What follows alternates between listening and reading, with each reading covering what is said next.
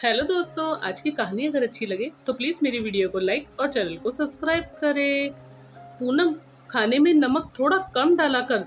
तेरे अंकल को डॉक्टर ने नमक कम खाने के लिए कहा है और तू है कि समझती ही नहीं। 5 महीने बाद रिटायर हो जाएंगे, फिर दवाइयों का खर्चा और तेरा खर्चा क्या क्या उठाएंगे। आशा जी अपनी काम वाली पूनम से कहती है। पूनम बोली, अरे आंटी जी क्यों इतना चिकचिक करती हैं? घर में खाने वाले 2 लोग हैं, कभी कम तो कभी ज्यादा नमक तो हो ही जाता है। इतना कहकर वह काम करने लगी। आशा जी अपने पति आलोक जी से बोली, ये पूनम बहुत तेज हो गई है, इसे भी पता है हम नहीं खाएंगे तो सारा कुछ उठाकर अपने घर ले जाएगी। आलोक जी उनकी बातों को अनसुना किए और अखबार पढ़ने लगे। तभी आशा जी के बेटे मोहित का फोन आया। माँ ने अपनी उदासी जताई तो मोहित बोला, माँ कितनी बार बोला उस घर को बेच दो, पर आप लोग मानते ही नहीं हो। लोग कहते हैं बुढ़ापे का सहारा बेटा ही होता है, पर आप लोगों को अपने बेटे पर भरोसा ही नहीं है। घर बेचने के बाद कौन सा हम पैसे रख लेंगे? इतने बड़े घर में अकेले रह रही हो, क्या ये अच्छा लगता है?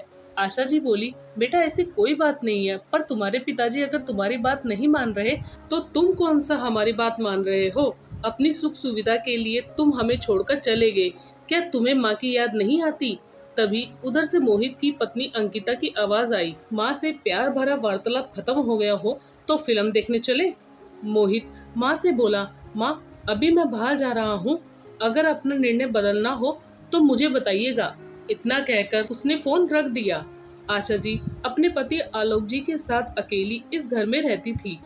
एक बेटी है जिसकी शादी हो चुकी थी, उसका भी बहुत बड़ा परिवार है, तो माता पिता के पास कम ही आना जाना करती है और माँ बाप भी बेटी को परेशान नहीं करना चाहते। आलोक जी अपनी नौकरी के रिटायरमेंट के कागार पर थे, फिर भी अपनी और अपनी पत्नी की जिम्मेदारी खुद उठा रहे थे। शाम हो गई थी। आशा जी घर के बरामदे में बैठी अकेली पति का इंतजार कर रही थी। बैठी बैठी वे सोच रही थी और उन पलों को याद कर रही थी जब उनके भरे पूरे परिवार को लोग देखकर आहें भरते थे।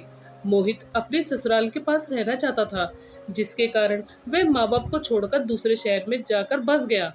आलोक जी अपनी पत्नी की जिम्मेदारी संभाल रहे थे, पर कभी बच्चों से शिकायत नहीं की थी। आलोक जी दफ्तर से लौटकर आए तो आशा जी आगे बढ़कर उनसे थैला ली और बोली, आप ये सब्जी भाजी क्यों लाते हैं? गली में भी ठेले वाला आता है। चलो कोई बात नहीं, कुछ दिन की बात है, रिटायर हो जाऊंगा फिर आराम ही आराम मिलेगा। ओ पूनम, अपने अंकल जी के लिए एक अदरक वाली कड़क चाय तो बना दे ताकि उनकी थकान दूर हो जाए। आलोक जी बोले, हाँ पूनम, पहले कुछ खिला दो, तुम्हारी आंटी तो आज भी मुझे चाय पिलाकर ही टकाने में लगी रहती है। पूनम के जाते ही आशा जी बोली, ये पूनम बहुत चटोरी हो गई है, देखना छुपकर डिब्बे में से थोड़ा नमकीन अपने मुंह में डालेगी। आलोक जी हंसकर बोले, क्या आशा, वो इतना करती है तो थोड़ा सा खा भी लेगी तो क्या चला जाएगा? अपने बच्चों को तुमने इतना खिलाया, बदले में उन्होंने क्या दिया? उससे भली तो ये पूनम है। आशा जी बोली, अरे हाँ, बच्चों से याद आया, मोहित का फोन आया था, आपकी जिद की वजह से हम अकेले हो गए हैं। सोचिए, कल को अगर हमें कुछ हो जाए तो कोई देखने वाला भी नहीं होगा। आलोक जी बोले, आशा, दुनिया में क्या हो रहा है शायद तुम्हें पता ही नहीं, या फिर तुम उसके बारे में सोचना ही नहीं चाहती हो। मेरे बेटे ने बुढ़ापे में जो मुझे सीख दी है वह मैं कभी नहीं भूलूंगा। आशा जी बोली, आप कहना क्या चाहते हैं? आलोक जी बोले, अगर वह चाहता तो यहाँ भी रह सकता था, परंतु माँ बाप से ज्यादा उसने हाई फाई सोसाइटी को चुना। जरूर कुछ पैसों की कमी होगी, तभी वह तुम्हें बार बार फोन कर रहा है। आशा जी बोली, क्या मैं इस घर में हमेशा अकेली रहूंगी?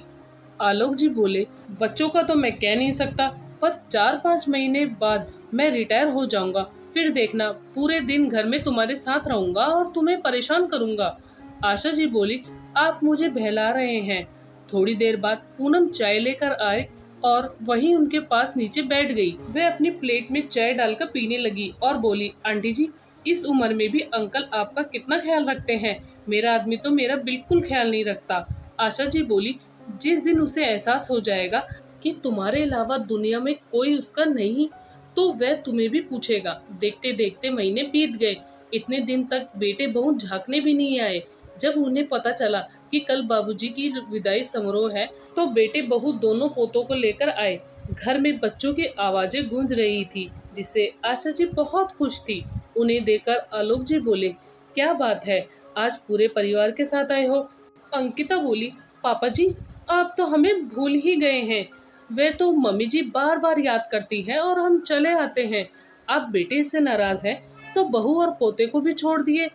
आलोक जी बोले, बहू किसने किसको छोड़ा है ये तुम्हारा मन ही जानता होगा। छोड़ो पुरानी बातों को, तुम लोगों के आने से आशा के चेहरे पर खुशी आती है, मेरे लिए यही बहुत है। बातों बातों में उनके पोते सोनू ने कहा, दादाजी मुझे क्रिकेट एकेडमी में एडमिशन लेना है, उसमें बहुत पैसे लगेंगे, पर पापा मान नहीं रहे हैं। आलोक जी बोले, बेटा अब इसका फैसला तो तुम्हारे पापा ही करेगा, मेरे पास तो कुछ नहीं है जो मैं दे दूंगा। मोहित पिता से बोला, पिताजी रिटायरमेंट के बाद क्या प्लान है? आलोक जी बोले, मैंने सब सोच लिया है, तुम हमारी चिंता मत करो। मोहित बोला, जब आप बात ही नहीं करना चाहते तो यहाँ रुकने का क्या फायदा? आशा जी बोली, बेटा तुम नाराज क्यों हो रहे हो? तुम तो बोले थे 2 दिन रुकोगे। मोहित बोला, माँ पिताजी बहुत सक्षम हो गए हैं, अब उन्हें मेरी जरूरत नहीं है। आलोक जी बोले, बेटा बहुत बच्चे अपने माँ बाप से सीखते हैं, पर मेरे केस में मैंने बुढ़ापे में तुमसे बहुत कुछ सीखा है जो मैं कभी नहीं भूलूंगा। और मुझे पेंशन नहीं मिलेगा तो जो पैसा मिलेगा उसमें हमारा बुढ़ापा कट जाएगा, और जो हमारे बाद बचेगा वह सब तुम दोनों भाई बहन का ही तो है। बहुत जिद की तो मोहित एक दिन रुक गया। रात में आशा जी अंकिता से बोली, बहू मुझे बाथरूम जाना है, क्या तुम मुझे सहारा दे दोगी? अंकिता मुंह बनाते हुए बोली, मम्मी जी यहाँ के बाथरूम से मुझे बहुत स्मेल आती है और पूनम आती ही होगी। तब आलोक जी आगे आए और आशा जी को सहारा देते हुए बोले, चलो मैं तुम्हें ले चलता हूँ।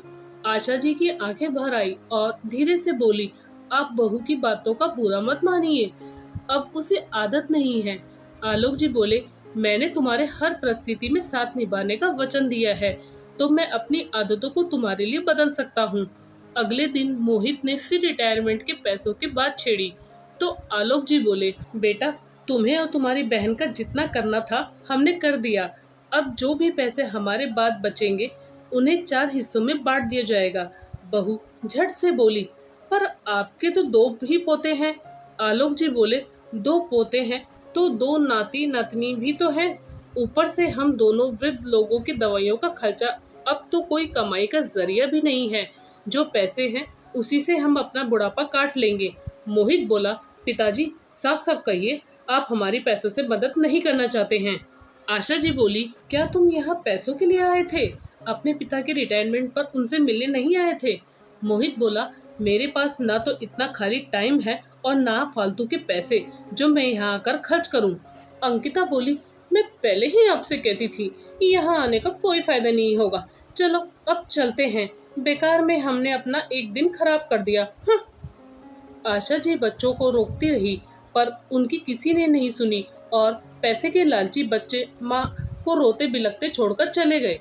आलोक जी बोले, जाने दो आशा, जो बच्चे माँ की ममता के लिए नहीं बल्कि उनकी संपत्ति के लिए उन पर प्यार लुटाते हैं, वो प्यार ज्यादा समय नहीं टिकता है। तुमने इतने साल मुझसे निस्वार्थ प्यार किया, अब वचन निभाने की मेरी बारी है। मैं जब तक रहूंगा तुम्हारा साथ निभाऊंगा। और इन बच्चों ने हमें एक बात तो सिखा ही दी कि बुढ़ापे में खुद को कैसे संभालना है। दूर खड़ी पूनम सब कुछ देख रही थी। रात का खाना बनाकर जब वह जाने लगी तो बोली, आंटी जी, अंकल जी की एक बात मैं जीवन भर नहीं भूलूंगी कि बुढ़ापा आने से पहले ही अगर बच्चों के लक्षण सही नहीं रहे तो अपना उपाय खुद कर लेना चाहिए।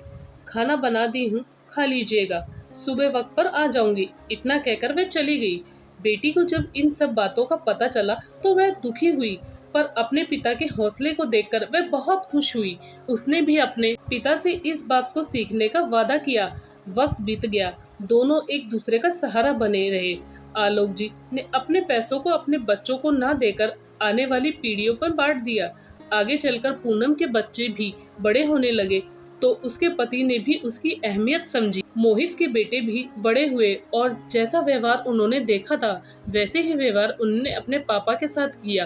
तब उसे एहसास हुआ कि जो उसने बोया आज वही वो काट रहा है। दोस्तों, आपकी इस कहानी में क्या राय है, हमें कमेंट करके ज़रूर बताएं।